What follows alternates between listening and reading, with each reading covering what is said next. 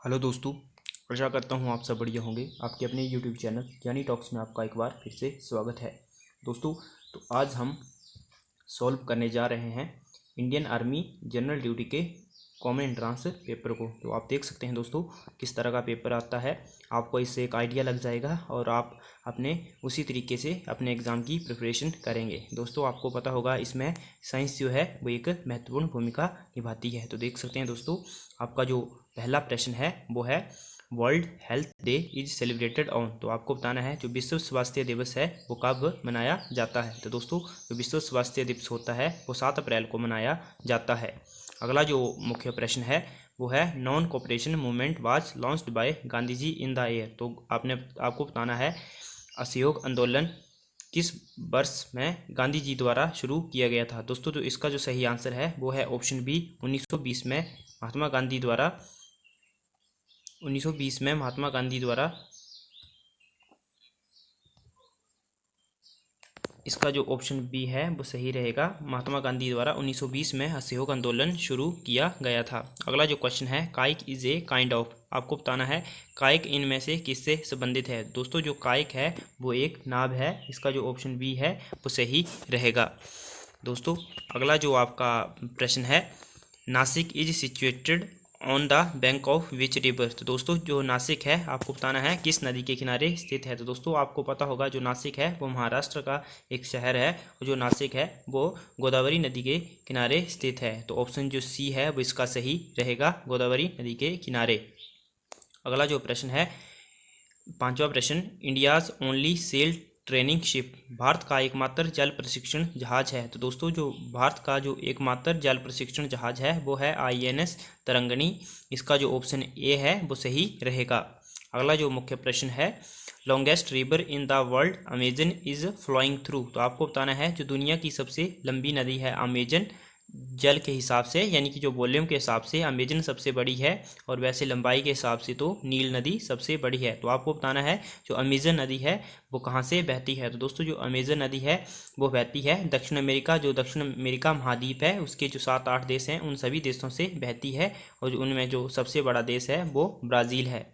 अगला जो मुख्य प्रश्न है schedule that deals with official language of India. तो आपको बताना है भारत की जो कौन सी अनुसूची है जिसमें भारतीय भाषाओं का वर्णन किया गया है। तो इसका जो ऑप्शन सी है वो सही रहेगा 8th शेड्यूल यानी कि जो 8वीं अनुसूची है ऑप्शन सी जो है वो सही रहेगा। उसमें भाषाओं का वर्णन किया गया है और उसमें 22 भाषाओं का वर्णन है। अगला जो प्रश्न है क्वेश्चन नंबर 9 भारतीय सेना में कमांडों की संख्या कितनी है। तो दोस्तों, जो number of commands in Indian army वो है आपका ऑप्शन बी 7। भारतीय सेना में कमांडों की संख्या जो है वो 7 है। अगला जो प्रश्न है जिम कॉर्बेट राष्ट्रीय उद्यान कहाँ स्थित है। दोस्तों, जो जिम कॉर्बेट राष्ट्रीय उद्यान है वो आपके उत्तराखंड राज्य में स्थित है। इसका जो ऑप्शन डी है। और ये जो जिम कॉर्बेट नेशनल पार्क है ये भारत का पहला राष्ट्रीय पार्क था। 1935 में इसे बनाया गया था। अगला जो प्रश्न है करेंसी ऑफ सऊदी अरेबिया। तो सऊदी अरब की जो आपको बताना है मुद्रा क्या है। तो इसका जो ऑप्शन सी है वो सही रहेगा। रियाल जो है वो सऊदी अरब की करेंसी है। अगला जो मुख्य प्रश्न है first lady governor of independent India was.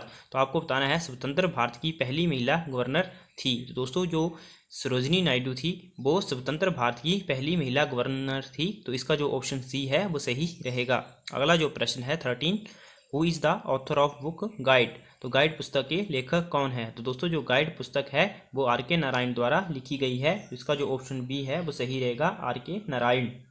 अगला जो मुख्य प्रश्न है supreme commander of armed force is.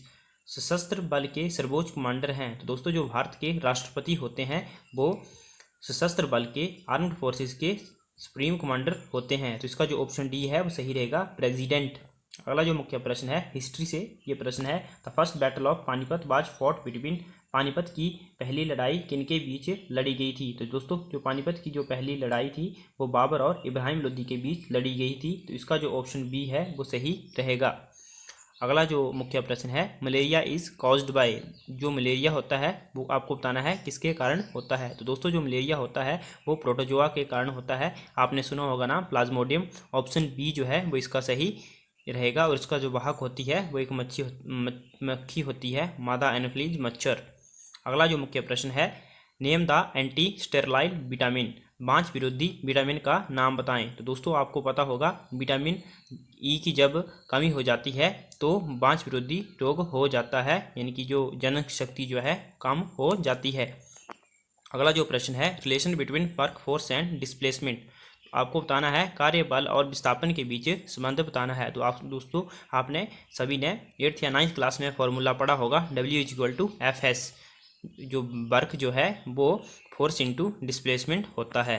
अगला जो प्रश्न है, कौन सा रसायन पौधों से प्राप्त होता है, which of the chemical is obtained from plants. तो जो दोस्तों जो क्विनैन जो रसायन है वो पौधों से प्राप्त होता है और ये सिनकोना की छाल से प्राप्त होता है। तो इसका जो ऑप्शन बी है वो ऑप्शन ए जो है वो सही रहेगा, क्विनैन, और जिस पौधे से प्राप्त की जाती है उस पौधे का नाम है सिनकोना।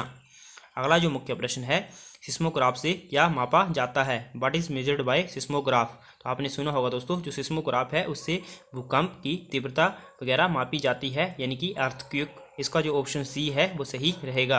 अगला जो प्रश्न है, कौन सी गैस सोडा को तैयार करने में इस्तेमाल की जाती है। दोस्तों आपको बताना है कौन सी गैस सोडा को तैयार करने में इस्तेमाल की जाती है। तो दोस्तों जो गैस है कार्बन डाइऑक्साइड, उसको जो वो कार्बन डाइऑक्साइड गैस है वो सोडे को तैयार करने के लिए इस्तेमाल की जाती है। तो इसका जो ऑप्शन बी है वो सही रहेगा। दोस्तों अगर अभी तक आपने वीडियो को लाइक नहीं किया है, जल्दी से वीडियो को लाइक कर दीजिए और हमारे चैनल को सब्सक्राइब करना ना भूलें, ताकि इसी तरह की वीडियो हम आपके लिए लाते रहें। नेक्स्ट प्रश्न है, मनुष्य में गुणसूत्रों की संख्या कितनी होती है। दोस्तों जो मनुष्य है उसमें 23 जोड़े गुणसूत्र पाए जाते हैं, यानी कि 46।